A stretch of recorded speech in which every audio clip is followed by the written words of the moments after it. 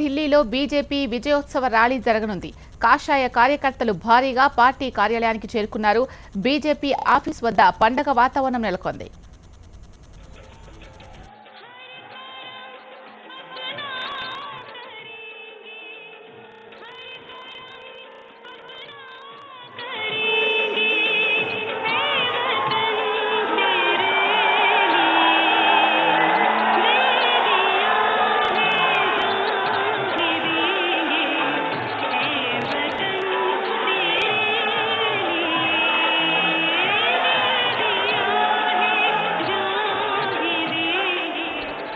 भारत माता की, भारत माता की, वंदे वंदे वंदे वंदे।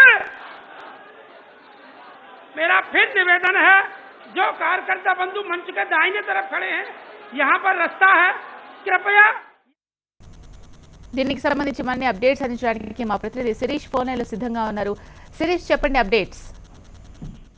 శిలా, నిన్న ఉత్తరప్రదేశ్, ఉత్తరాఖండ్ రెండు రాష్ట్రాల్లో కూడా బీజేపీ అఖండ విజయం సాధించింది కాబట్టి ఆ విజయానికి ప్రతీకగా ఈ రోజు ఒక గ్రాండ్ రోడ్ షో అనేది కూడా నిర్వహించాలని చెప్పేసి నిర్ణయించారు. దీనికి విజయోత్సవ ర్యాలీ అనే పేరుతోటి బీజేపీ కేంద్ర కార్యాలయానికి సమీపంలో ఉన్న భీమరెడ్డిని హోటల్ నుంచి పార్టీ కార్యాలయం వరకు కూడా ఈ విజయోత్సవ ర్యాలీని నిర్వహించున్నారు. ఈ విజయోత్సవ ర్యాలీలో ప్రధాని మోడీ ఈ ర్యాలీకి నేతృత్వం వహించున్నారు. ఓపెన్ టాప్ కారులో ఆయన అక్కడికి వచ్చిన అభిమానులందరికీ కూడా అభివాదం చేస్తూ లీమిరేడ్ దగ్గర నుంచి పార్టీ కార్యాలయానికి కూడా చేరుకుంటారు. పార్టీ కార్యాలయానికి చేరుకున్న తర్వాత రెండు రాష్ట్రాల్లో కూడా ఘన విజయం సాధించినందుకు, దాంతో పాటుగా మిగిలిన రాష్ట్రాల్లో కూడా సాధ్యమైనంత ఎక్కువ ప్రభావాన్ని చూపించినందుకు ప్రతీకగా మోడీని సీనియర్ పార్టీ నాయకులందరూ కూడా సన్మానించనున్నారు. ఈ సన్మాన కార్యక్రమం అనేది కూడా పూర్తయిన తర్వాత మోడీ కార్యకర్తలందరినీ కూడా ఉద్దేశించి ప్రసంగిస్తారు. అయితే ఈ ప్రసంగం అయిపోయిన తర్వాత బీజేపీ పార్లమెంటరీ బోర్డు సమావేశం అనేది కూడా జరుగుతుంది. ఈ పార్లమెంటరీ బోర్డు సమావేశంలో మూడు రాష్ట్రాలకు సంబంధించి ప్రస్తుతం ముఖ్యమంత్రి అభ్యర్థులపై నిర్ణయం తీసుకొని ఉన్నారు. ముఖ్యంగా ఉత్తరప్రదేశ్, ఉత్తరాఖండ్ రాష్ట్రాలకు సంబంధించి ఈ రోజే నిర్ణయం అనేది కూడా వెలువడొచ్చు అని చెప్పేసి కూడా తెలుస్తుంది. ఇక గోవా విషయానికి వస్తే, గోవాలో మనోహర్ పారికర్ ప్రస్తుతం రక్షణ శాఖ మంత్రిగా ఉన్న మనోహర్ పారికర్ ని కనుక ముఖ్యమంత్రి అభ్యర్థిగా ప్రకటించినట్లయితే మద్దతు ఇచ్చేందుకు ఇతర రెండు పార్టీలు కూడా ముందుకు రావచ్చాయి. ఇండిపెండెంట్ తో సహా చూసినట్లయితే బీజేపీకి అక్కడ కావాల్సిన మెజార్టీ కంటే ఒక స్థానం అనేది కూడా ఎక్కువగానే లభించే అవకాశం ఉంది. కాబట్టి ప్రభుత్వం ఏర్పాటుకు ఎటువంటి అడ్డంకులు అనేది కూడా ఉండకపోవచ్చు అన్న అభిప్రాయం కూడా వ్యక్తమవుతున్న నేపథ్యంలో మరి మనోహర్ పారికర్ ను తిరిగి పంపడానికి ప్రైమ్ మినిస్టర్ సిద్ధపడతారా లేదా, ఈ విషయం పైన ఎటువంటి నిర్ణయం అనేది కూడా తీసుకుంటారనేది కూడా చూడాలి.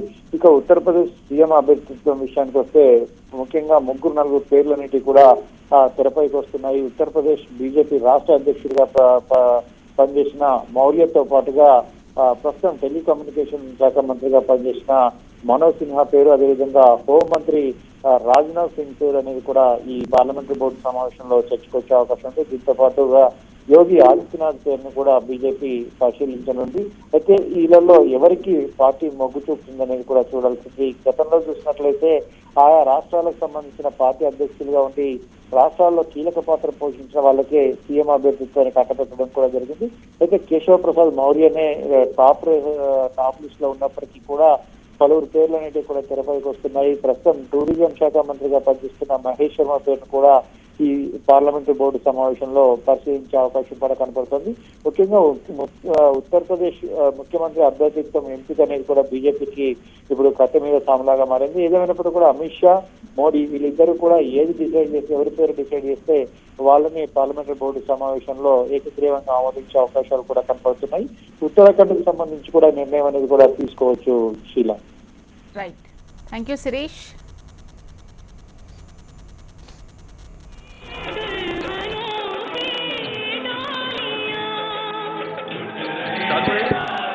ये दाईं ओर जो सब कार्यकर्ता खड़े हैं, दाईं ओर के सब कार्यकर्ताओं से निवेदन है 2-3 फीट का गैप करके खड़े हों। पहले ये बैरिकेडिंग छोड़ के पीछे जाएं। ये सुरक्षा की दृष्टि से एसपीजी के लोग इस पर ऑब्जेक्शन कर रहे हैं।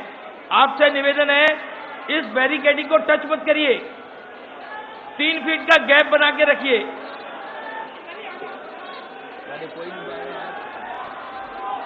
ये दाईं तरफ जो मंच के दाईं तरफ जो कार्यकर्ता खड़े हैं, आप सब लोग भारतीय जनता पार्टी के अनुशासित कार्यकर्ता हैं।